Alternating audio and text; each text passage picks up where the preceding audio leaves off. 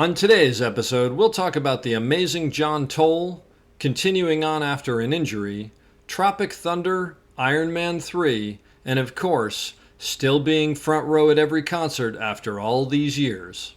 Just a little bit of business before we start. There may be a curse word here or there in this episode, so please listen responsibly.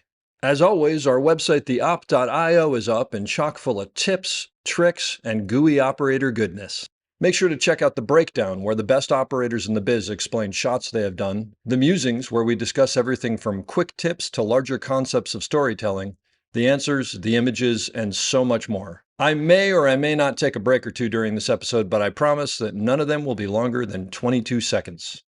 Finally, if you are enjoying the podcast, please follow us, write a review, share us with your parents, and talk us up around the water cooler with your friends. So grab a beverage, sit back, and enjoy the op. Thanks for listening. Lock it up, nice and quiet, and let's roll. Rolling. Victor 30 Echo, take 2. Hey, Mark. Mark. And camera set. And action. Hello and welcome back to the Op Podcast, the podcast where we talk about operating and the art of visual storytelling. I am Dave Comides, your host, and we are here yet again from Panavision Woodland Hills, where they allow us to record it in the theater because it sounds better than the men's room at Dodger Stadium. I'm excited, as always, to have a great guest here, a friend and a real supporter of the Op, actually, since day one, Brooks Robinson. Brooks has been operating for a long time. He also has the best hair in the business, by the way. If you should check him out on Facebook or Instagram if you don't know what I'm talking about. Some of the things, but not all of them by any means. Animal Kingdom, Ray Donovan, Iron Man 3, Inception, Tropic Thunder, Arliss, and to look at your IMDb, every music video from REM to the Backstreet Boys, and some I've never heard of. Thank you for being here. Thanks, Dave. Thanks for having me. This is very cool. I don't think we've never really sat down and talked much. No, You were. I should say that you kind of started out as a Steadicam operator, like I did back when you just went in and did like a shot, and then you went home, right? Yeah. You remember like. I don't know. My memories of those was like you would get called in to do the shot, and people would sort of like were not usually very welcoming, the other operators, and then you'd go home and that'd be it. Yeah. No, I mean, when I started, I think you had a head start on me. You were maybe a year or two ahead of where I was at.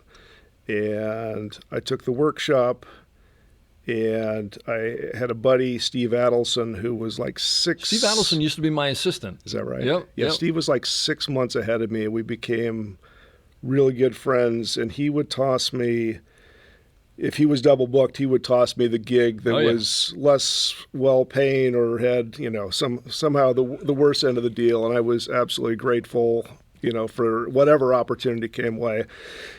And that essentially kickstarted my career, but it was all, really awful, a lot of Roger Corman, a lot of PM Entertainment, a lot of... oh my gosh, I forgot about them. Wait, Roger Corman, did you work down at like the Venice? Oh, yeah.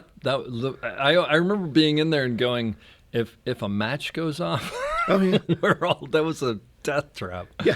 But did you work on a lot of movies down there? I did. I remember, and you'd go down there and they pay you like what, $250 or something like that. It was. I don't remember what it was, but it wasn't great. But I was grateful for whatever it was, and yeah. Yeah, you cut your teeth. Well, backing up, how'd you get into the film industry? So I grew up in Montana. Oh. And went to school at University of Oregon for my first 6 months, and it was overwhelming. And I moved for film or for no. What? Oh no, Just no. I was there as a journalism major. Oh, okay. And I was in over my head. I wasn't used to that many people, in a class, and it was too much for me. And moved back to Montana, and the school that I went to didn't have a journalism program, and I had to write something down, so I wrote down speech, which I'm not a good speaker, so I don't know why that came to mind, but somehow it did. But one of the electives was a script writing class, and I took the class. I had a great professor, and it sort of sparked an interest. Montana State has a film school, and I started taking classes just as a result of the script writing class. And, one thing led to another, and, all of a sudden I was a film major, and here I am in Hollywood. There you go. Yeah. So, but did you just then, you finished school and you came out to LA just figuring that's what I'm supposed to do? Yeah. No, I mean, I think at the time, LA and New York were really the main centers of production, and so it was here or there. And I'd been to Los Angeles before, and I had, I sort of knew what the terrain was like, and New York seemed very overwhelming. Yeah. If I was going to get in over my head at Eugene, Oregon, I think New York would have been a little too much That's of a step. probably a good call. Yeah. So did you know anybody when you moved here? What year was this? Like early This is 80s? 91. Oh, this 90s. Okay, Yeah, 91. So, well, I interned at a TV station in Montana, and one of the guys came in as like a guest director, producer, and he was living in the Hollywood Hills, and I hooked up with him, and he was like moving out of this tiny room up in the Hollywood Hills, and I ended up taking that space and was there for years, and it was fantastic as far as, being in a small space wasn't great, but it was inexpensive and low overhead, and it was a great place to start. Yeah. So how did you go about getting work? When I left Montana State, I got a list from the alumni office of people that had graduated from film and were living in LA. Cool. It's a list of maybe 150 people. I called everybody. I got 2 calls back. One of them from a DP who lived in Montana, who's a big second unit guy whose name I won't say, who talked to me for about a half an hour about how fantastic his career was, and said, "Sorry, I can't help you, kid," and hung up. Nice. And then somebody else who said, "I'm out of town for a week, but give me a call next Wednesday or whatever," and I called, and it was a music video, and everything I've done since then has been as a result of that. Wow. So, but he had you on as a PA, or Yeah. And Yeah. what was this person doing on the? He was a producer. Producer. Yeah. That's great. Yeah. So just one call out of 150 led to a 3-day job, which, You remember what the band was? It was for Young MC for a song called "Keep It in Your Pants," which did absolutely nothing, but But now you can say that "Keep It in Your Pants" started your career. Yeah, absolutely.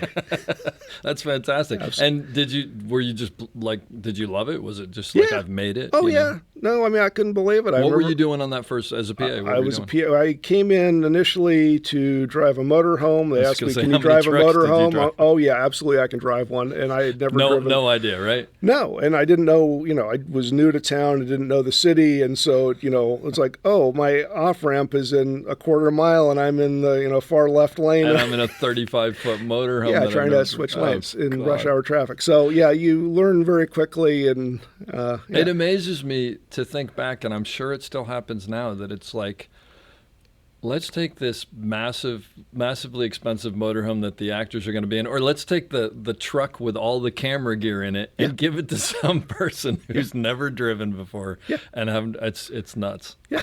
No, it happened all the time.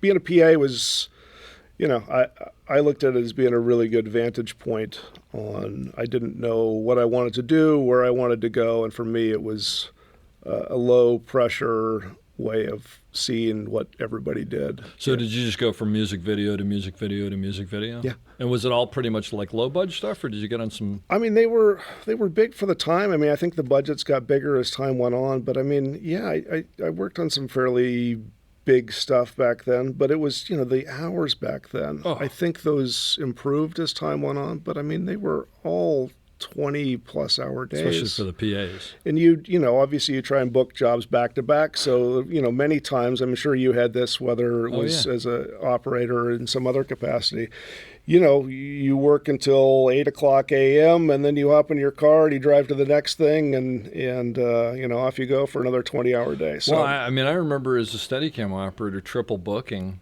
And, a day job, a night job, and a day job the next day, basically, because you're like, well, if I do all 3 of these music videos, I can make $600, and I need that for rent. Yeah. So, yeah, and I have no idea how I did. The good news was, Steadicam-wise in the music videos, it was like, nobody really cared what you did as long as you could move it and like spin it and stupid stuff like that. Yeah. So you didn't have to be very good. No, which was definitely a benefit for me Yeah. when I started off, because I wasn't great. Yeah, But none it of us was, were. I had a feel for the music, but that was about it. I hadn't figured out the camera component quite yet. And they were just psyched. But backing up, so when did you sort of go, well, camera operating or camera is where I want to be? Well, I mean, doing as many videos as I did as a PA, I moved straight from being a PA to being a Steadicam operator. No way. Which is a ridiculous Wow. move for anybody. Yeah. But How'd that happen?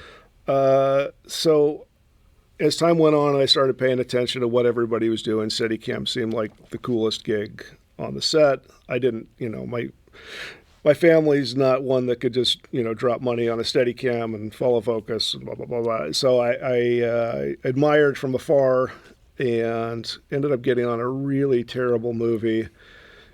Maybe the first one of Angelina Jolie's career, maybe the second one. It was very early on. But it was there, and Jeff Mart was one of the revolving Steadicam guys, and Dan Neese was there a lot. And I started bugging Dan just about asking dumb questions, and at some point... Nicest guy in the world. Absolutely the nicest guy in the world. And, he didn't shoo me away. He took some time and kind of took me through the thing. And as I kept pestering him day after day, he said, at the end of this thing, I'm going to be instructing at one of the workshops, and took the workshop. And, of course, as you know, once you put the thing on, you have one of two reactions. Either it cripples you instantly, or it's like, I got to figure out how to make this happen. I always thought it was like, this is horrible, I never want to do this again, or this is horrible, I have to learn how to do this. Yeah, no, I remember, obviously feeling it, obviously. Yeah. But the overriding thing was just, I gotta do this. so cool, and I don't know how to do it. And Yep. everybody that I talked to said, there's no way you can make that transition, and I probably should have listened to them. I doubt it. But having talked to people, and it's like, well, you want to start off as an intern or a loader, and then work up to a second, a first, and then operate for a while, and then start doing Steadicam. And my logic was, well, by the time I'm competent enough at any of those to move up to the next level, I'm going to be too old to want to, run up and down sand dunes carrying that thing. Yeah. So, my dad put his house up as collateral, and Wow. we took out a loan, and I'm sure we came very close to him losing his house a couple of times, and thankfully it worked out. Did you buy a new Steadicam? Or? No, I bought Derek Whitehouse. I saw an ad for one in American Cinematographer. I remember those. It was just this like list of equipment, and there was always like BLs and Aries and stuff like that. Yeah. Because back then, that was kind of the only place, unless some Steadicam operator was getting out of the business, Right. which almost didn't happen. Right. It's like the only way you could get one, unless you bought one new. Yep. Yeah. So Yep. what did you buy? I bought a Model 2. Okay. And I bought a Model 2, A, because it was available, but B, going back to Steve Adelson. Steve had brought his, at the workshop I went to, he brought his Model 2, which was totally tricked out. It's single post and Anton Bauer mount, and it's like, oh my God, that thing is really sexy looking. And so I bought this thing from Derek and took it to Bob DeRose, and Bob did all these modifications that cost almost as much as the sled and the arm Steadicam itself. Yep. And Chuck Jackson redo the arm and Chuck put new Jackson. springs in there, and by the end of it, I had this great piece of gear that I didn't know how to use, and I ran around in my backyard up in Wow. the Hollywood Hills, and filming flowers and plants, and Just trying to figure out how to do walk it. with the thing, how to make it work. By and- the way, for anyone listening, we've just gone through a lot of stuff that's all nostalgic that I'm not going to bother explaining because it would take forever. But those were like great people, and those were great times. It was basically, you used to get a Steadicam, and then what you would do is take this thing that you couldn't even afford because, like you said, your dad put his house up for it and whatever, and then you'd have people cut it to bits and rebuild it. It was kind of, the whole thing's kind of crazy. Yeah, but, that's nuts. Yeah. But so did you start doing music videos from your music video? I did. Yeah. And then sprinkled in with, and those were all 16 mil to start. Mm-hmm. And then Steve started, getting me jobs at Corman, which, went from this nice light 16 SR up to a BL2. And so 35 millimeter camera was ridiculously I'm going to tell heavy. a really quick story about my first time on set and what was probably possible then, which might not be possible then. And now I would caution people to perhaps not to jump into something before you're ready to, but when you're first starting off, you don't have any, you have to pay rent and somebody's offering you some money and you're going to take it. And so I get my first break, and it's a Roger Corman movie, and it's my first 35 job. And it's with a BL2, and Steve had given me some advice about how it was motor side heavy, and you need to put your plate on in a certain way to make sure you can actually balance it in your donkey box. This is all about balancing the Steadicam back then, which is much harder than it is now. Right. So it took me forever to dial in the plates, and I finally get it to where I'm going. They're ready for you on set, and I show up on set. And we're out on location somewhere, and there's a helicopter, and 3 people are getting out of the helicopter, and they walk for they walk for a while. I can tell you this already makes me frightened. And so I put the thing on, and it's like, this is really heavy and much heavier than the cameras I'm used to carrying. And so we do take 1 and start off with a nicely composed frame, and my legs are not listening to what my brain is telling me. And so all of a sudden I go from this nice shot to all of a sudden we're head to toe. It's like, oh no, I'm screwing up, got to get closer. So all of a sudden now I'm cutting off the 2 people on the sides. Oh no, I'm screwing up, I got to back up. And so this yo-yoing thing that goes on until they finally stop and have, a minute worth of lock off. And just to ask, because prior to this you'd really only done music videos, which doesn't. It's just sort of like make things look cool. It's not. Sure. It's not framing and storytelling. storytelling. You're doing 4-minute. If you're doing performance, it's 4-minute shots, but it's with a camera that's half the weight, and it's pieces. It's like loosey cool goosey. Stuff here, cool stuff there. Yeah. Okay. So this is a totally different. It's a huge walk and talk thing, and with a much heavier camera than I'm used to, and so. So finally, I don't know how many takes we do of this, but finally it's like, got it, moving on, we're going to lunch. So go to lunch. And Corman never had lunch unless you were on location, but we were on location. So I find a table and a chair all by myself, and I just sit down and think, I'm definitely getting fired. This looked terrible. There's no way anybody can be happy with this. And it's my first, day carrying a 35 camera, and I'm gone. And out of the corner of my eye, I can see the DP looking at me. I'm like, oh, here we go. And he stands up and he walks over to me and he puts his hand on my shoulder and says, hey, we've got some more days. What's your schedule looking like? God bless Roger Corman. And I don't know if it was the Roger Corman aspect of it or if it was because back then I had a Modulus 2000, which is the precursor to the 3. Oh, the video transmitter. And it didn't work very well. Yeah. And so I don't know if they just couldn't see a good image.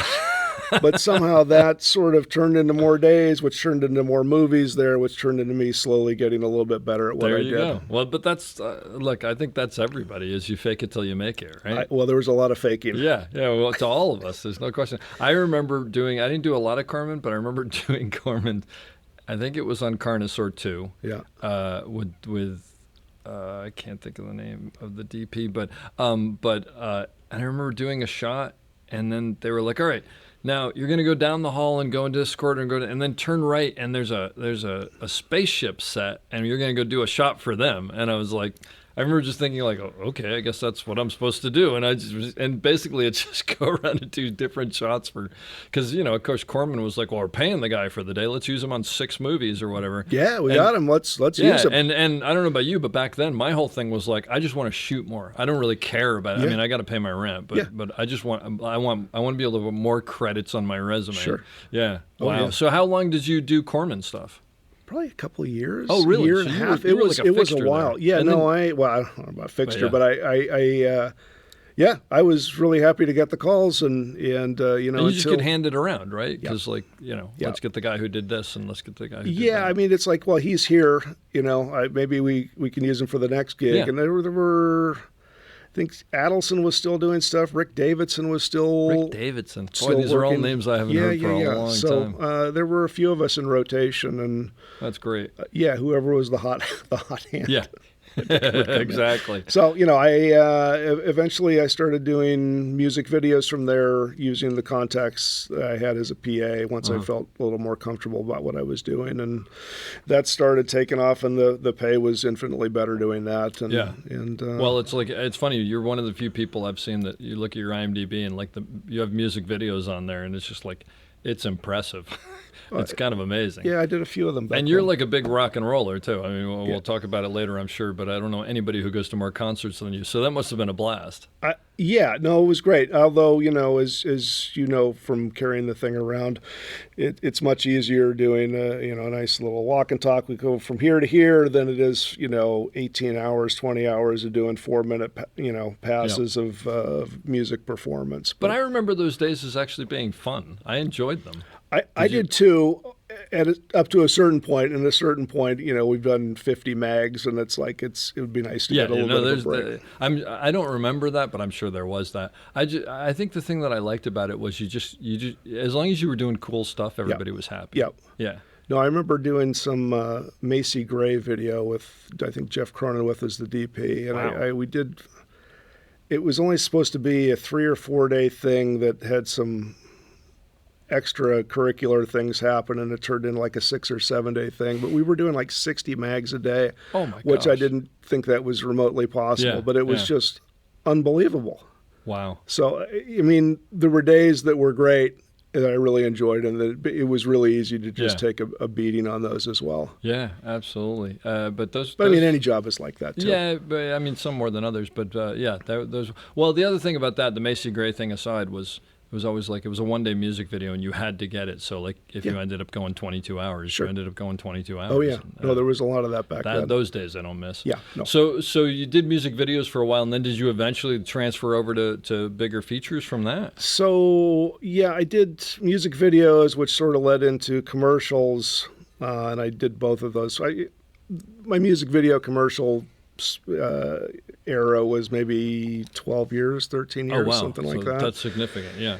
And the transition to longer form stuff came working with the director who brought in John Toll was a DP that he worked with, and so the director brought me onto this thing. I'm sure John wasn't terribly happy to have me there, but it was Wait, this is a commercial. Or this is a commercial. Okay, gotcha. A couple of Yeah. commercials back to back. Yeah. But I think on commercial things he didn't really care as long as he could do his thing and then get out of there. Yep. And so this director brought me onto a couple of things, work with John. I don't know how John felt about me one way or the other. He's got a very dry sense of humor, as I think you know. Yep. And it was hard to tell where I stood. And then shortly after that, I got a call to do some days with him on a small movie he was doing, which led to me doing B camera on a Western that he was doing in New Mexico. And then that just kind of jump-started my feature and later TV That's career. amazing. So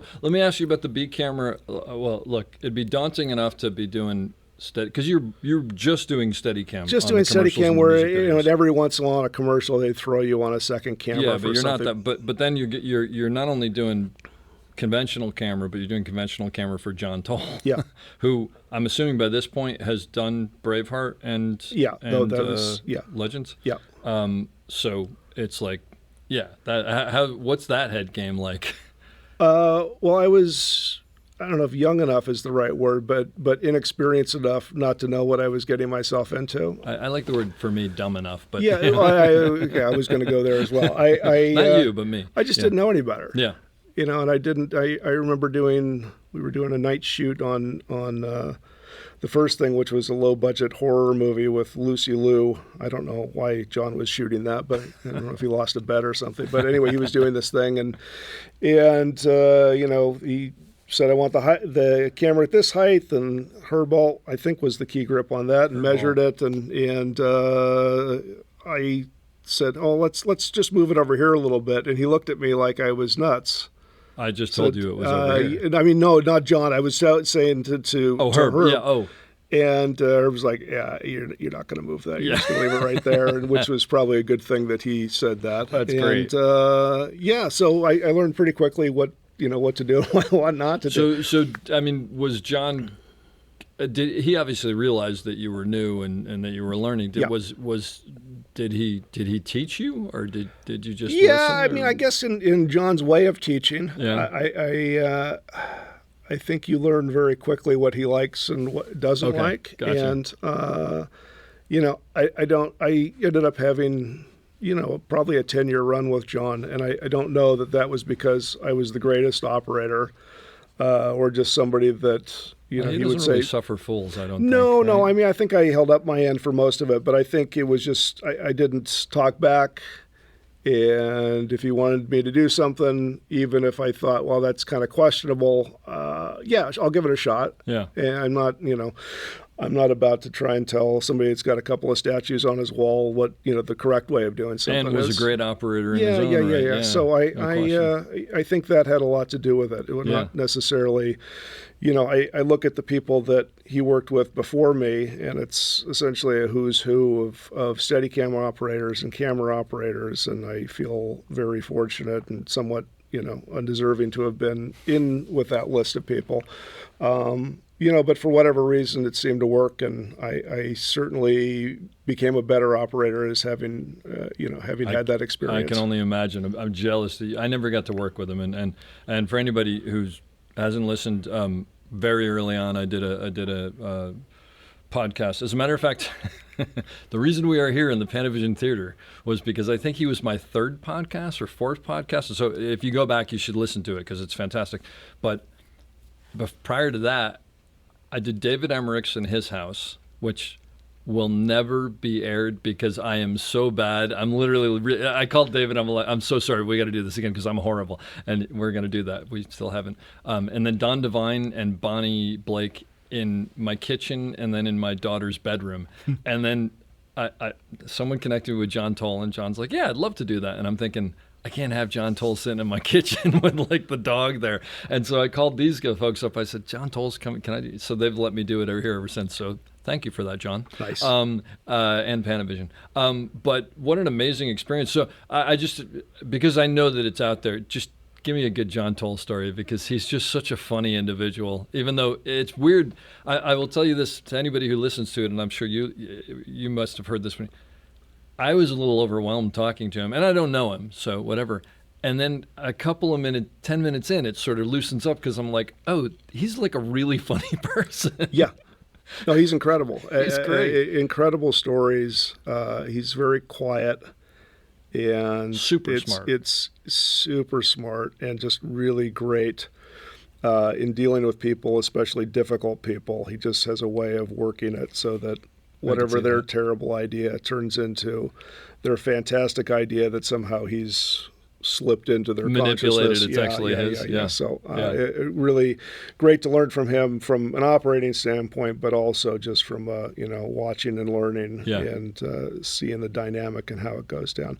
I don't know. There's too many John stories to think, but I was doing a Western, and again, the viewfinder came out, and he lines up a shot, and Herb, again, was the key grip, and, take a tape measure, and the camera's going to be exactly here. And there's a cactus immediately behind him, which they throw a ferny pad over the top so John doesn't get, stuck by the thing. And as John's walking away, Herb says, okay, let's remove the cactus.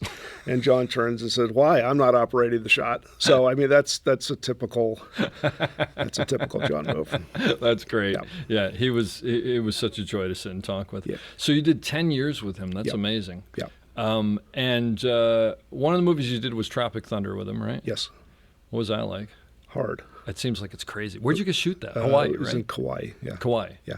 I mean, that just seems like a slog every single day. There's a picture that I think you sent me where you're like standing in a lagoon with the Steadicam on or something. Yeah, no, there's a whole thing with the water buffalo that was in a lagoon. Yep. Yeah, no, it was just hard. So let me ask you a question: when you're doing a movie like that, it's a slog, obviously, but there is some seriously funny stuff in that movie.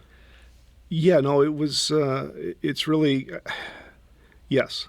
But my question is, as an operator, how do you not react to that and do your job? I think most of it is because you're really uncomfortable, which I was for so that helps. 99% of that movie. You're just angry at the situation. Yeah, no, there was nothing great happening on any front, except this. I'd never seen any of Danny McBride's work before, and there were a couple of scenes with him that were outrageously funny, some of which made the movie and some of which did not.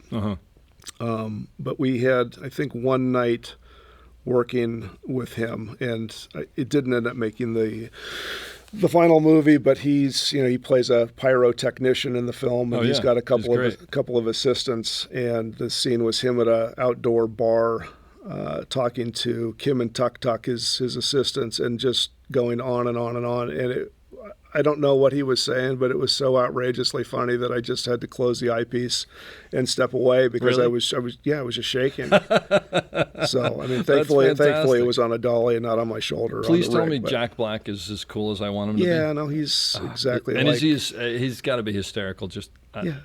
No, I'm so happy. He was. And I ask a lot of people this. So I don't know about you, but I find that half of the time I'm working on a movie and I go, this is the greatest film ever created, and it just turns out terrible. And then I work on the movie and it's just like, I want my name up, and it turns out amazing. Watching Robert Downey Jr. do what he did in that movie, I mean, were you the entire time going, there's no way that this is going to be good?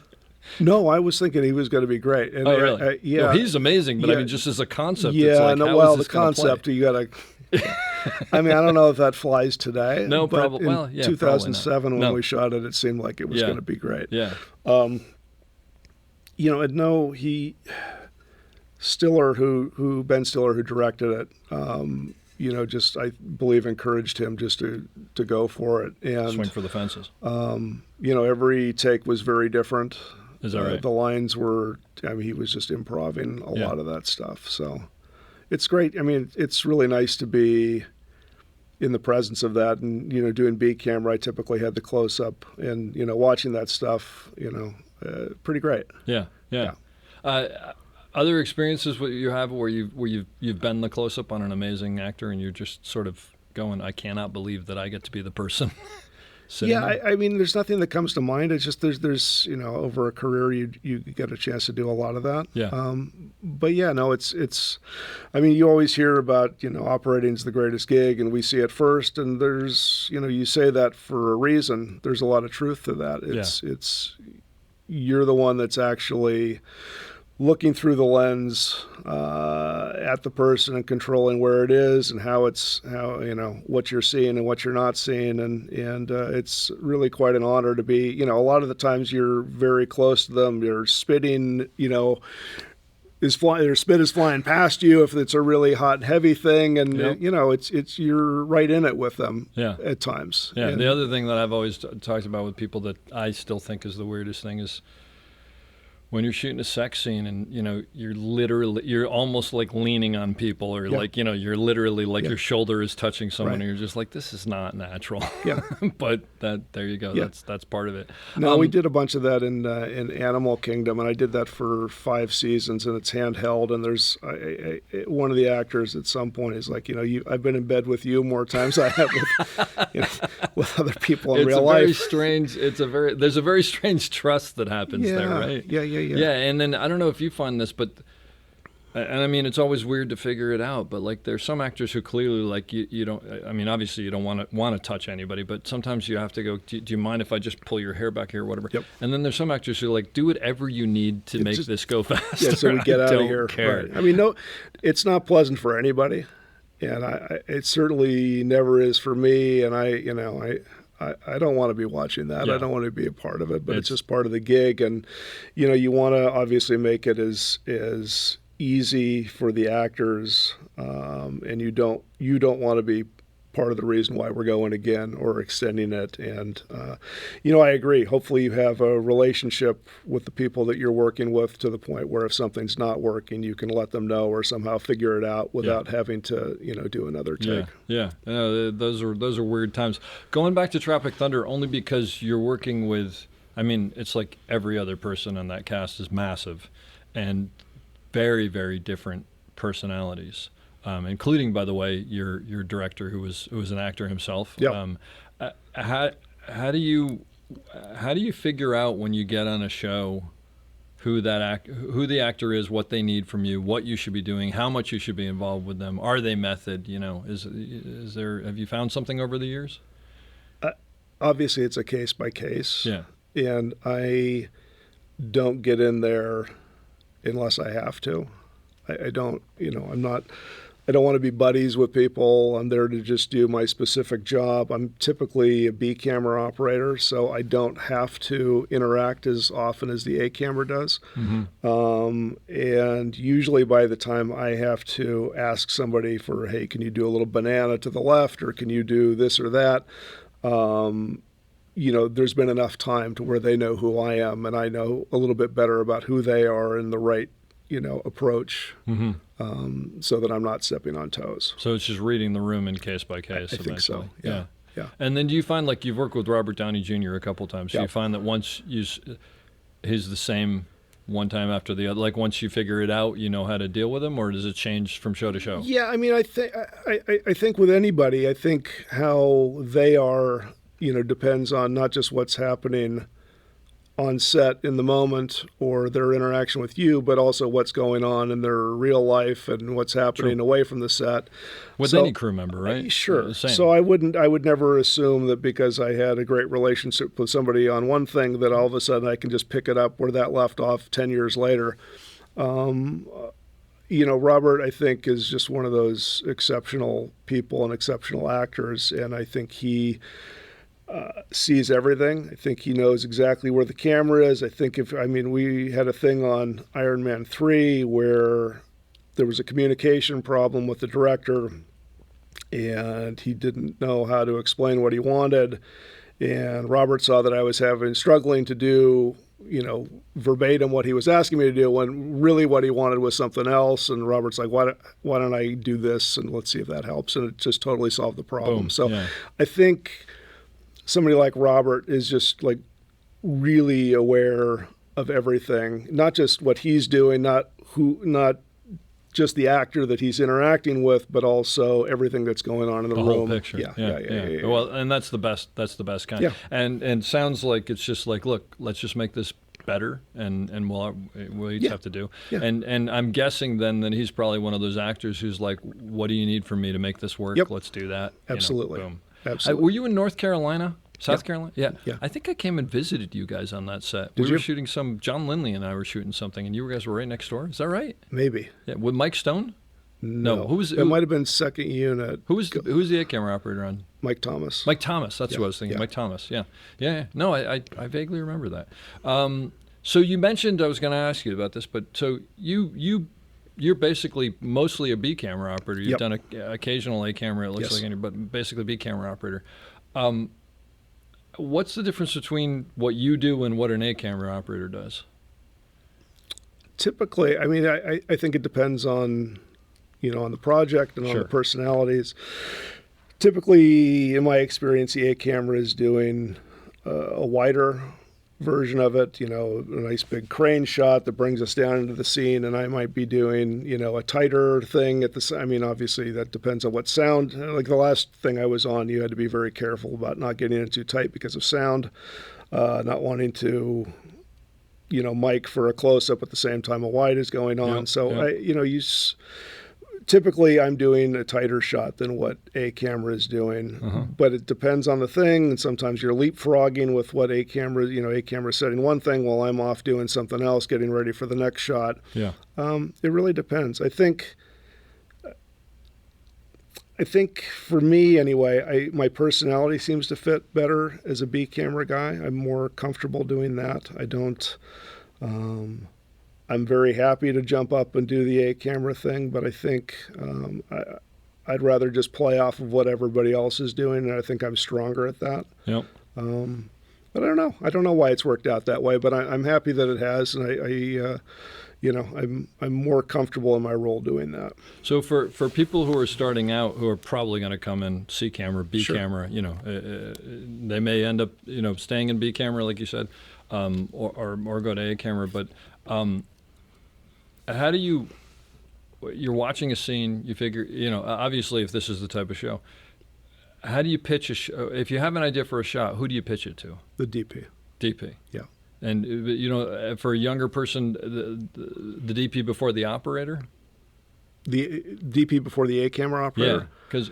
I mean, my experience with the shows that I've been on, typically the DP is the one that's lining the shots. Yeah. And that, I mean, I know that very different on every set. Sure. There's some where the A-camera guy is, working closely with the director, and the DP is more about the lighting. The shows that I've done most often, the DP is assigning both shots. Gotcha. So in that case, usually the DP. Yeah. But every job is different. Every set is different. And obviously anything that I might be pitching has a lot to do with what the A camera is doing. And I'm really careful to listen to what his shot is before I go off trying to make my masterpiece. And what would stop you from pitching something if you had an idea? Like, I mean, are there specific things? Well, I mean, obviously the parameters of the A camera shot. Just not getting in their shot. Not getting in the shot, and if they're lighting it for one thing, then something I might have an idea about might not work lighting wise because it's So you just keep that to yourself. Yeah. Yeah. So I mean, I try not to speak up too often unless what I'm being asked to do either isn't going to work or in my mind that there's a better way of doing it. Gotcha. That's going to give us a better result. Yeah. And then I'll speak up. But it's like I'm not precious about any of it. I don't, my name's not on the slate. If I suggest something and they go a different direction, no harm, no foul. I'm here to support the DP. However that goes down. Yeah. Well, it's good to hear. The reason I ask it is because I think that sometimes when you're younger and you go in, there might be a feeling that like, oh, I've got to prove myself and Sure. I've got to whatever. Sure. And that's true, of course, right? But Yeah. there are many ways to do that. And sometimes not getting in the way is actually proving yourself more than Yeah, no, coming I up mean, with everything. I was on a fairly big movie thing with Harrison Ford maybe 10 years ago or so, and the director brought a friend of his in to do C camera for a while as a favor thing. I don't know what the dynamic there was, but he wanted to just not take over, but it's like, hey, what if we're over here? What if I'm doing this? What if I'm the C camera guy? The C camera guy, and it's like, no, just Calm down. Just wait. Somebody's going to let you know what to do, and just set the A camera first. If there's a B camera shot, then we'll set that. And if there's room for a C camera, then. But there's a hierarchy, not in better or worse, but just it has to work. Absolutely, it has to be that way. Yeah. I'll tell you my version of that I won't give any names, but I was on a show. And we had a situation where they wanted a C camera, and I remember thinking like, "This is going to make," because sometimes it makes more work than sure. It's funny because John Lindley always goes, "Well, if 2 cameras makes it go faster, shouldn't we have 6 cameras? Because we'll go 6 times as fast." Sure. But it becomes diminishing returns. But someone came in to C camera, who had a relationship with the director, and the first shot was basically going in and going, okay, Dave, you do this and you do this and you do this. And I was like, so I took the person outside and I said, listen, this isn't hierarchy, this isn't whatever, but this isn't me. And you have a relationship. I said, but this is just not going to work unless we do this the way that it needs to be. And I hope, and I was a little concerned because I was like, I don't want to, Sure. And this was someone I respected. And actually, to his credit, he was like, I'm so sorry. It's just it's like I went into knee jerk, whatever. Yep. Absolutely. Let's set your shot. Let's set the B shot, and then I'll pull something cool up. Great. And it was great from there on. But I know what you mean. So sometimes if you're creating more work than you're adding value, that's not good. Right. I mean, my job as a B guy is obviously to support the DP, but also to support the A guy. If his shot doesn't work the way it's intended, then what's the point of my shot? So it's important that everything works, but I need to make sure that he's got what he needs to do his job before I start figuring out what I'm going to do, because I just need to work around whatever his parameters are. Now, if you're on if you're on a show where it's as we know, there's a lot of shows where it's like A and B work no matter what. I don't care if you're I don't care if you're filming the garbage can. You got to like because the producers think they're not getting their money's worth if it's not rolling. But if you're on a show where it's like, no, this is just an A camera shot. We don't need a B camera. Are you at that point just back watching the monitor and keeping an eye on what they're doing, or I mean, so you know what's being shot, or what do you do? I try and keep a happy medium. I don't necessarily like when other people are watching what I'm up to, other operators. I mean, I don't have a problem with that, but it's like I don't like feeling like somebody's looking over my shoulder. Yeah. I'm pretty secure in what I'm doing at this point in my career, but I don't also want other people to feel like I'm looking over their shoulder or I'm sitting there hobnobbing with the director or the DP. I don't want that. So I always try to be aware of what's going on, and then once I know what's going on, I don't really need to be that close. Gotcha. So I just sort of fade off. And as you're coming up with shots that you might be able to do or whatever, are you thinking about the edit? Yeah. Yeah. Well, I mean, that's just part of what we do, right? Yeah. You have to be, you could have the coolest shot in the world, but if there's no way to put it in the movie or the TV show, and it's not going to cut with what A camera's doing, then it's not, it's just going to be on the cutting room floor, and you've wasted everybody's time. It's weird because I think B camera almost has as much to do with editing as it does operating, because it's you're just looking at what the overall thing is, and if I can get in here and get this 2 seconds of that shot, it'll save us another setup. Absolutely. And those are the times where you become the hero to the DP. It's like, oh, thank you. Now we don't have to go back and get that or whatever. Right. Yeah. You ever been on a show where the DP and the director don't get along? Yes. You want to think about that for a minute? Absolutely. No, so it was. What do you do? My loyalty is always to the DP. Yeah. I think. Yeah. No. My first real job with John Toll was that way. It was a Western. It was in New Mexico with Pierce Brosnan and Liam Neeson. And the director was a TV guy, and he wanted to, he was anamorphic, and he wanted to do snap zooms, and let's get some energy to the camera movement, and John wanted it to be a classically shot thing, and so director would come over and say, hey, just add a little snap here.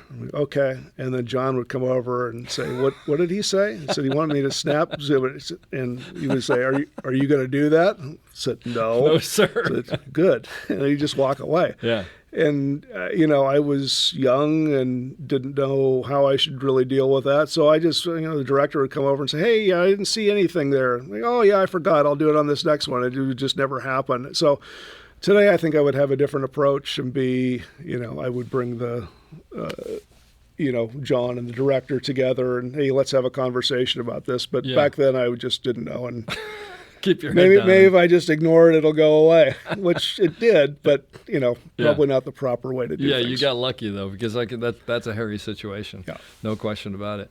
So you at some point stopped doing Steadicam, right? Yes. And it was because you got injured, yeah? That was part of it. In 2000, I think I stopped in 2015, maybe 2015. So how many years did you do Steadicam? 23, maybe. That's a lot. Something like that. Yeah. I hurt my back in 2011. I had a disc issue.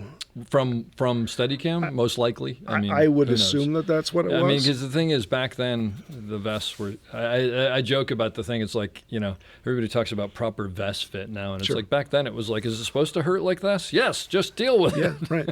So I had a disc issue and worked through it. I had some epidurals, which eventually took care of the problem as if it had never happened. Oh, that's good. And then a couple of years later, ran into the same thing. Oh. And this time it was much harder. And I was supposed to do a job with John Toll. It was an Ang Lee movie. It was 3D with 2 F-65s. Oh. And I never did 3D, and I'm not upset about that. No, I think, I didn't end up doing it either. I was off doing something else, and Greg Bubb came in to help me with the prep. and I think the camera and rig ended up being like 119 pounds. What? It was something ungodly. Just so anybody who doesn't know this, is basically one of the ways to do 3D. I don't know if they do this anymore. Maybe, but was to have basically two full cameras mounted on there with a whole bunch of glass and mirrors and stuff like that. 119 pounds. That's nuts. Yeah. So I had assumed that I would go in and get these epidural shots and that it would clear up my thing and I could do the movie. And flew back to L.A. after I left my job early to go do John's. Lined up an epidural. It didn't do anything. Oh. And Greg Smith ended up taking the job, doing a couple of shots, Steadicam on this thing, and I know he wasn't very happy about carrying this. No, that's like. That's above and beyond. But look, maybe it's a good thing that your epidurals didn't work. I think you're probably right long term. So I eventually got better. I eventually healed. I was down for about 8 months of not doing anything. That's scary. And one of the first jobs back was a pilot, and I was still, a Steadicam guy. I still thought of myself that way. And the DP, who I've known for a long time, called and told me that he was inheriting a crew from something else, and they had an A camera Steadicam guy, but would I be okay coming in just to do B camera without doing Steadicam? And I didn't have anything else. And it's like, yeah, that'd be great. I'm happy to do anything. And I showed up, and like one of the first shots was this huge walk and talk going upstairs. And, as a B camera guy, even if it's obviously a Steadicam thing, you're still paying attention. And I'm looking at this thing going, oh my God, this is awful. My back's just kind of rumbling thinking about it. And all of a sudden I was like, wait a minute, I don't have to do this. Some other dude's got to carry that big heavy thing. And all of a sudden it was like a light going off above my head. And I talked to my wife after work that first day. I was like, I'm not doing this anymore. I'm done. I don't know how the transition's going to go. Going from doing Steadicam and A or B camera to just doing B camera. But somehow it's gonna work, and I'm gonna make it work. Yeah. And initially the injury got me thinking about it, but after coming back from the injury, it's like I think in order to be a good Steadicam operator, I think you have to love what you do. Yes. I mean, you could say that about any of our jobs. I think, the hours are too long. The work, regardless of what you do on set, the hours are too long. The work is too hard. If you're not passionate about it, there's easier ways to make a living. There's no question about that. And then add on to it all the stress, physical stress of Steadicam. Sure. Yeah. And I don't know that I'd realized. I mean, I had moments where you're in one of those soul-crushing shots, where your legs are twitching, because you're just counting down the seconds until the last line of dialogue, ends and you can put the thing down. I mean, we've all had those moments.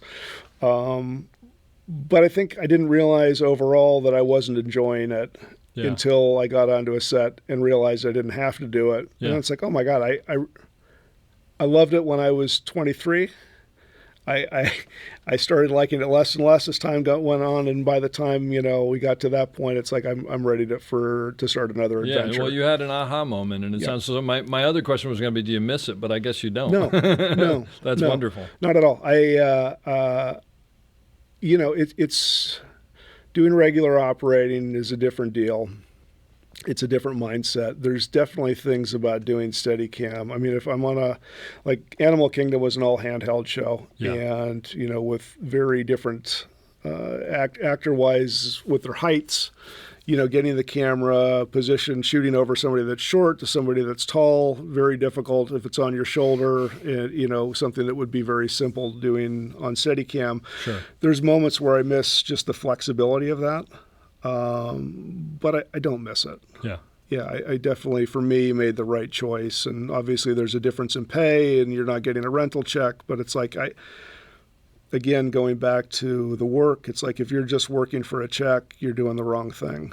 And you're obviously happier doing what Yeah. you're doing now. Yeah. So what was it hard to sort of, I mean, you obviously called everybody and went, or maybe you did, I don't know, and said, I'm not doing Steadicam anymore? Or how'd you? I don't know. It just happened. It just happened? It was weirdly just happened. Well, there are clearly enough people that wanted to hire you, so. Well, obviously. Or the you've been town was working. really busy. I'm not sure which, but I've somehow made a go of it Yeah. since then. So. Yeah.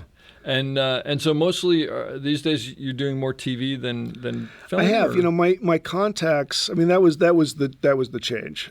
Is that while I'd sort of dabbled in TV prior, what I was doing mostly was out of town features. Yeah. And once I stopped having that part of what I brought to the table,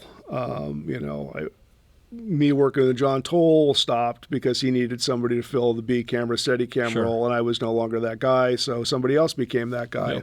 Yep. Same with several other DPs that I worked with prominently. So I wasn't in demand for that, but somehow, and I don't really understand how it worked, but somehow word got around and I started to get on things, and it just kind of, it was a very smooth transition. Well, clearly that I know you'll say no, but that's a testament to the work that you do and also your work ethic and everything else. But it's great to hear that because, I mean, I think that's a scary thing for a lot of people who have a specialty, right? Sure. To sort of go, I'm getting rid of my specialty that Sure. I'm known for and Sure. go on. But it does happen and it can happen. Sure. Yeah. I mean, whether it's something you want to do or whether it's, an injury related. I mean, Sure. a lot of things can happen over the course of a long career. Yep. And I think it's impossible to plan for any of it. I just, I think if you want to do something, eventually you'll figure out a way of making it happen. And I loved operating. I didn't love doing Steadicam anymore. And somehow that just, once it became apparent that that's what I wanted to do and needed to do, then it became very easy. Yeah. And I think you hit on something that's, I mean, bigger than just Steadicam is this job is too hard to not love what you do. I mean, and I'm not going to say I love every minute of it, Sure. and I'm not going to say I love it the way that I used to because I'm older and the business has changed. Yep. But, I was talking on a panel the other day and I mentioned that someone had mentioned to me, I don't play golf, but apparently that moment when you connect with the ball and it just flies is such a high that you're like, I'm going to keep on hitting for 12 more hours until I do that again. Yeah. So there are those moments still, where you're doing something really great. Absolutely. No, I think that's what kind of fuels, the mundane shots or keeps us going is those moments where it's just, what you're doing is really special and combined with something the actor's doing that's extraordinary. But also being on set with people. I still have years left, I hope, doing this. But I think when it's time to say goodbye, I mean, my home life, very exciting. but the stuff, the relationships that I have on set are very different than, what my wife and I have. Yeah. And I think that, there's just crazy stuff that happens. I keep a journal when it's impossible to do when I'm working in town with the commute, but I keep a journal when I work out of town, and usually throughout the day write 2 or 3 amusing things or 2 or 3 things that I got boned by something today, or my dolly grip did this, or something happened, and then I spend a half an hour when I get home writing these things up, and it's interesting to look back. Which I don't do very often, but every once in a while, if I'm watching a show that I worked on comes on TV, and all of a sudden it sparks memories of, I remember what happened. I mean, I've got just you must have volumes. I was going to say that's unbelievable. Yeah, what a great thing to do. I wish I'd done that. It's man. pretty Jeez. great to look back, from 20 years ago and see what I was up to, or see what I was thinking, and see how that's different from how I would approach something. I was going to ask you, or, is it? Yeah. Yeah, you can read it and go, you're going down the wrong path there. Yeah, man. well, I mean, it just brings back things I never would have remembered or I would never think about. Sure. And in doing so, it's like, I would definitely do that differently, or maybe I was ahead of my time then. What a great thing. That's fantastic. Yeah. I think I talked to you at one point about maybe seeing if you wanted to have me post some of those on the website, which I'd still love to do if you ever want to. Yeah. So Animal Kingdom, I came out a couple of days here and there. I think that might be the only time you and I have ever worked together, right. possibly. No, I think so. I did some Steadicam, but mostly it was handheld. So how do you deal with an entire handheld show? Now you're an on the shoulder guy. You're not like one of these easy rig, Correct. Large rig. Yeah, I mean, I have an easy rig, but I hate it, and it's just for really specific things that. But most of the time, it's just sitting on your shoulder. Yeah. And you have any sort of crazy shoulder pad situation? Or are you one of those? It's just a piece of foam and no, it's just. I mean, I've got one that I like. Yeah. But and I don't like going to other ones. Yeah. But so what do you? What's a season? 6 months? 8 months? It's 5 months. I think 5 months? 5 or Okay. 6. Yeah. What do you do physically to make sure that you can get through 5 months of handheld? Because that's just a grind. Yeah, I don't know. For some reason, I have an easier time, and maybe time will tell whether that's true or not. But to me, keeping it on the shoulder doesn't seem as physically taxing as wearing the rig does. It's certainly not as much weight. That's true. No, I mean, I know obviously the rig is more centrally balanced as opposed to, and you get yourself into some very weird leaning and body position things with doing handheld that you wouldn't run into doing Steadicam. I don't know. I think just having the right stuff around. I mean, if there's a way of doing a squarito or something, if you're Squarito is like a square. It's a squarito or a burrito, just Yeah, burrito is like a rolled up Fernie pad and a squarito. Oh, you gave me that guy's name, and he stopped making them or something. What is it? Foam inside? It's like a square. Right? No, it's rectangular. It's a little rectangular of foam that's sort of covered, which is fantastic for like just putting your leaning on or sure. Or so if you're like doing this, if you're on a butt dolly and you put this thing in your lap and you can rest your elbows in there, so it's like all the weight's not on your spine or your shoulder. It's weird you say that, because recently someone turned me on to this, and I've tried it a couple times. Those metal weightlifting belts that people do where their arms go on. I guess it's for biceps maybe. Oh, sure. I got one of those, and someone mentioned it because your arms lock right into there. Interesting. And then you're not pushing the camera up with your arms. But there are all these tricks. There's all these tricks, and it's whatever works for you, right? So I think the main thing, and I had a great first assistant on that, Patrick Ben Simon, I love Patrick. Went. I mean, I don't know how long he spent here at Panavision getting my camera ready, but really specific about making sure that it was centrally balanced. So it wasn't at all front heavy, it wasn't back heavy. We spent a lot of time getting that exactly right. Yeah. And Which I think is hugely that important. plays a huge role. I mean, not only in just comfort, but also, if you've got a 150 anamorphic on there and you're doing handheld, if you're fighting the front heaviness of it, you're working against yourself. Yep. So let me ask you about that. So as a B camera operator, generally, even A camera operators generally don't get, if they're not Steadicam, don't get a prep day. Sure. Do you usually come in during always prep come anyway? in. I don't get a prep day. Yeah. I'll come in to drop off my gear, my heads and whatever else. But I also always have the camera put in hand. I mean, even if it's not a handheld show, it's gonna happen. Just to make sure. And we have, I like to have a shark fin so I can, again, to help with the balance. Shark fin is two batteries on the back, right? But it's all about getting the center point to over your shoulder, right? Yeah. Center of the weight. Yeah, I want to be, if I, not that I would ever take my hands off the grips, but if I were to take my hands off the grips, I would want it to remain somewhat balanced so it wasn't falling forward or falling off. And there's also that whole thing about building it long versus building it high, right? It's all about how it sits on your shoulder. Sure. And I don't ever want it high. You're taller than I am, but I don't want things back, hitting doorways as I go through. I just want everything as compact. Yeah. And it doesn't necessarily mean I need it as light as possible, but I want it balanced. I don't want things hanging off. I don't want cables hanging off. I just, I want it as streamlined as possible. So I'm it's not worth getting that time to come in and for sure. set that up. For sure. I always find, or when I haven't been able to do that, because maybe I've like backed up a show to a show or whatever, it's like you think that you're going to have time on set, but you just never do. Sure. No, you never do. And there's really nothing worse than being a day player and you come in and all of a sudden, okay, let's go handheld, and then you see what was acceptable to the AC and the prep, and it's like this doesn't work at all. Yep. Either no grips or you're no place to grab onto, or it's horribly balanced, and it just makes what should be a simple shot into something that's not so simple, and you're fighting it, and you're using extra energy to carry the thing that should just be used, to get the shot. So Are there any other tips for a good handheld that you can offer newer operators?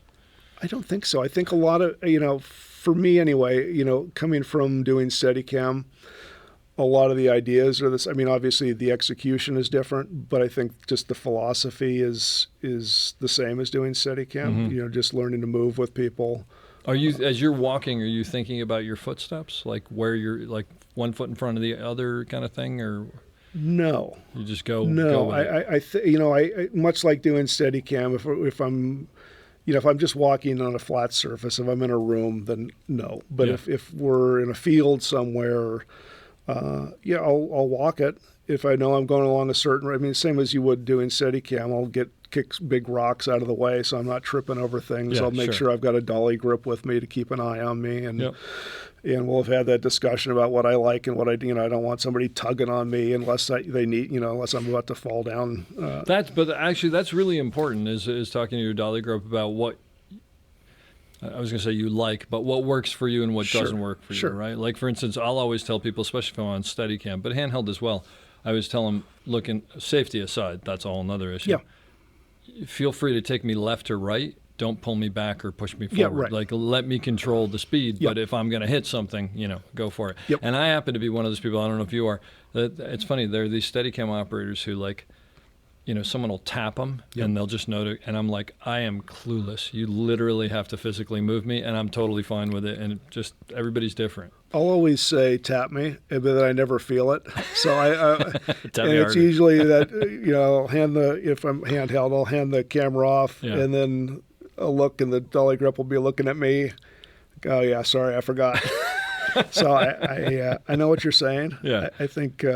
But it's good to have a communication, and it's and to slowly over time figure what works for you and what doesn't work for you. But it's that thing where you hit something, you're like, why didn't you tap me? It's like, I've been tapping you for 2 minutes. Yeah. I'm kind of the same way. When you're going in on day playing on B camera, what's your mentality? Let's say you're going in for a group you don't know anybody. It's rare you don't know anybody, but it's a totally new group. What's your goal there? What do you think about? Well, the first thing I do is talk to the A camera operator and find out the style of the show. What do overs look like? How tight is a close up on this show? There's what's headroom look like? Because you don't know. Every show can be totally different, and I don't want to just right from the get-go line up something that forces the DP to come over and say, "What the hell are you doing?" Yeah. I don't want to stand out. I want to match whatever he's doing. So I want to find out from him what to expect, if there's anything unusual. But I think listening is the key to it, and that's the same thing as I would do if I wasn't day playing. I think. Even if you think you know everything that's going on, I think listening is a big part of our jobs, listening and watching. Mm-hmm. But obviously talking to the DP, I think is important. What do you want me to do? Do you want me looking for stuff? Do you, I don't know. Every job can be totally different, and some people want you just to go wild, and some people want you to hide until they call for you. So I don't ever want to overstep my bounds. I want to fit in as though I'm the regular guy, and I don't want to draw attention to myself. I don't want to make a big deal of it. I just want to go in there as if, and not have them wonder who the hell that guy is that's over there going crazy. And will you were saying before, like, on a show you're on, you won't necessarily watch the A camera all the time, but at the beginning of the day, will you sort of check out what the A camera operator is doing if you're not working to get an idea? I certainly will go over and look what his frame is. Yeah, headroom or whatever. I can sort of extrapolate from that what he's going to be doing. Sure. So, I think, even if we have that conversation about, you want to keep headroom kind of tight on this and blah, blah, blah, blah, but it's always good to go over there and check. And, his interpretation of what tight headroom might be different than what my interpretation is. Yep. So I don't always want to assume that after I've had a conversation that I understand the full story. I got you.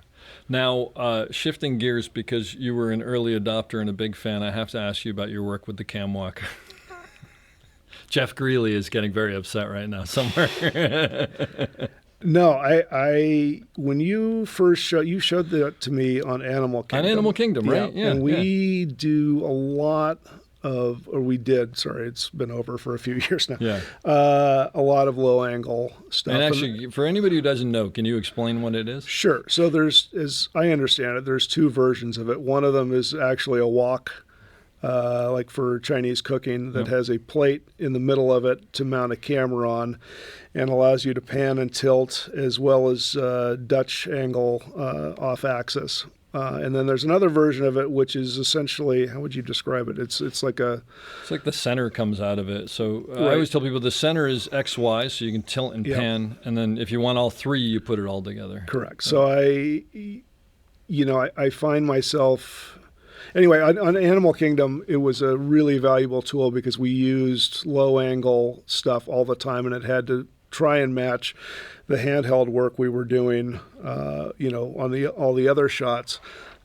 So prior to that, I had what's it called? A cam tank, which is essentially like a rocker plate. It allows you to pan and tilt, but I don't think there's ball bearings in it. And so when you would pan and tilt, if you were going from a static shot, so a nice wide static on the ground, and then, let's say you're on a street and there's a car driving by, you're static, and then as the car drives past you, you want to pan right to left with it. There was a point where the cam tank would stick. Like just when you're starting, like overcoming that moment overcoming the initial, I don't know what you call it, inertia or something. Right. Yeah. So it was difficult, and once it was in motion, it was totally fine. Yeah. But going from static to in motion, there was a sticking point. Mm-hmm. So when you showed me the cam walk, I was like, oh my God, this is fantastic. So I've incorporated it. I haven't brought it out on shows recently because I haven't been on a lot of handheld shows, and for whatever reason, my camera hasn't been low. I mean, it's always on the truck, but it hasn't come out in a while. But I would use it at least once a day on Animal Kingdom. It came out. It's very strange to me because there's some shows where it comes out constantly, and then I'll go 3 shows and it doesn't come out at all. It's one of those things that when you need it and you have it, it's great to have. Patrick Rousseau is the person who first showed me one. He had one that was made, but he himself said, I don't know where this came from. Yeah. And then I heard somewhere that someone on the Dukes of Hazzard TV show had a wok that they took and they nailed on a piece of wood on it, and they used to mess around with that. So it's amazing. The concept has been around for a while. I think it's a whole thing for me, and it's always on the truck, and it's people always, when it comes out, it's always a discussion piece. But I mean, you think about how expensive gear is in our industry, and what a low cost piece of gear this is, and what the shots it allows you to do. To say nothing of the conversations that come as a result of it. That's the thing that I like. It has a higher pun per use value than any other piece of equipment. Absolutely. So, I mean, it's certainly an essential part of my kit, and it's a great thing to have. I remember it because I think you guys were, I think maybe I might have brought the first one I made to Patrick. The first one that was actually like all, tricked out and powder coated. Well, and you all that gave stuff. me this when it turned out from the actual bowl into the modified version. I think you gave me your prototype, which I still have. Yeah. So no, it's a fantastic piece of kit. I love that. Yeah. Onto a totally separate thing. You tend to go to more rock concerts than any young person that I know. I've been to a few. I mean, but do you go to like a couple a week? It seems like. Depends. It seems like every other time I look on Facebook, you're in the whiskey taking unbelievable. And now you're taking pictures of this, right? Yeah. And are you sort of turning that into a side gig? No. It's just a hobby. It's just a hobby. Well, anyway, you should wait. What's the name of the Facebook thing? I don't even. You don't know what? No, anyway, okay, I'll post it. But it's like something photography at concerts or iPhone? Cell phone concert photography. Cell phone conference. It's actually a really great idea because everybody has all these great pictures that they take, and you started this group that does up there. I enjoy looking at it because I can't go to concerts anymore because I have tinnitus, so it drives me nuts. Yeah. But and the great thing is how old are you now? 55. 55. And for anybody who doesn't know, Brooks has a very interesting mohawk, and but you're not in the back of the room. No. You're like literally up against, like leaning on the speakers. No, I always show up a long time before the doors open. And is it basically you and like 20-year-olds? Yeah.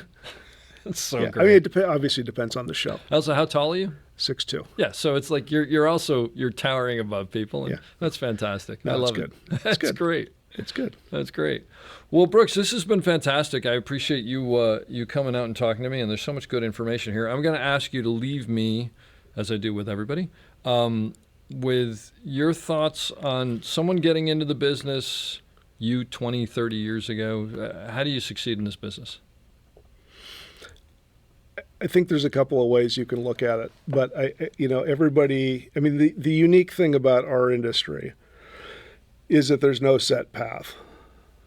I've worked with people that were PAing one day that I would run into a month later that were all of a sudden directing or producing, and so I think the first rule of thumb is to never alienate anybody, never be an asshole to somebody because they might be deciding whether you get the job or not on the next gig. But I mean, I think that's the cool thing about what we do is if you aspire to do something, there's a way of making it happen. There's plenty of downsides to what we do as well. Travel away from home, being away from your family, uncertainty with work. You can be working with a DP and he goes out of town to work in Europe and can't bring you along. And if you don't have other people, then all of a sudden you're out of work for 6 months. And then strikes like we had last year. I was out of work for 8 months. I know people were out of work for longer than that. And then the current work slowdown.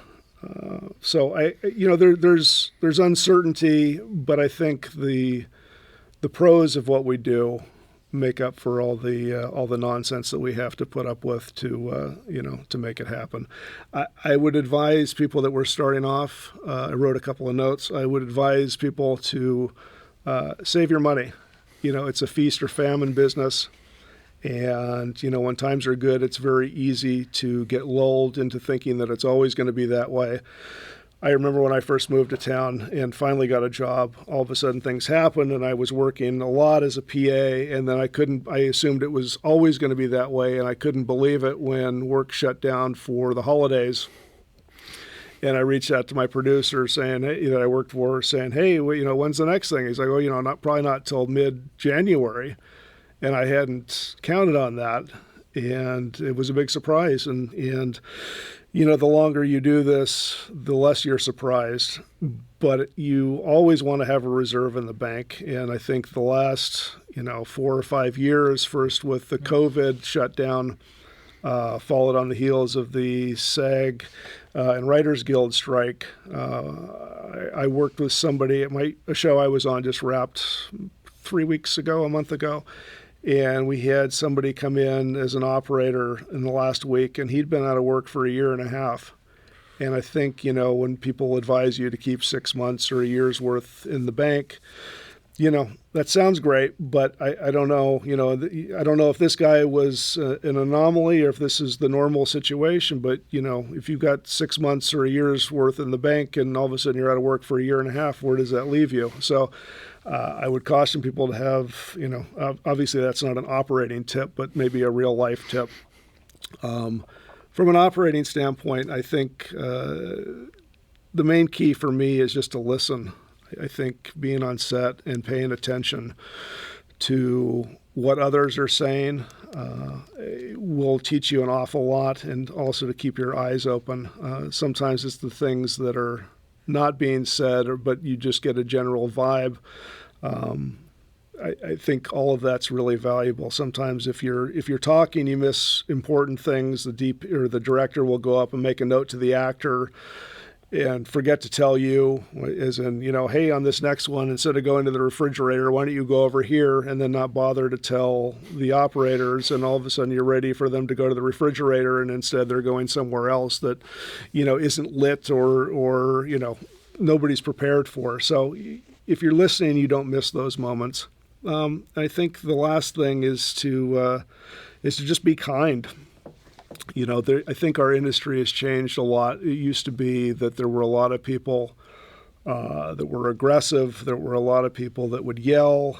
And I think, the current situation doesn't really allow for that so much. But, if I'm a DP or somebody in charge of a department and I have the opportunity to hire somebody, I would much rather hire somebody that I would want to spend 12, 14, 16 hours with, than somebody that was really exceptional at their job, but I didn't want to be around. And I think, there's a lot, those people still exist, but there's a lot fewer of them, or they've changed their ways. And I think, just being a decent person and treating the people that work under you with respect, knowing, that they have a really hard job just like you have a really hard job, and acknowledging what they're doing, I think is valuable, as is, saying thank you at the end of the day, whether it's your dolly grip, your second assistant, your camera intern,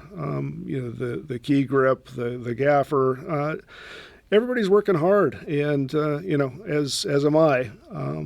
But I think just saying thank you for a good day goes an awful long way, and it's certainly not a requirement. But it just lets them know that you're seeing what they do and acknowledging what they do, and it leaves them with a good feeling about you. And at the end of the day, it's the right thing to do, but also, if you're being practical, work calls come from very strange places. I've been hired by, a PA saying, hey, I worked with this guy on the last thing and he was pretty great. Same with gaffers, same with key grips. And sometimes it's just that little extra thing that doesn't cost you anything that actually leads to something important in your career. I hope you enjoyed that as much as I did. We'll be back soon with another great episode. Don't forget to check us out on theop.io for all sorts of information on operating and storytelling. So thanks for listening and have a great day.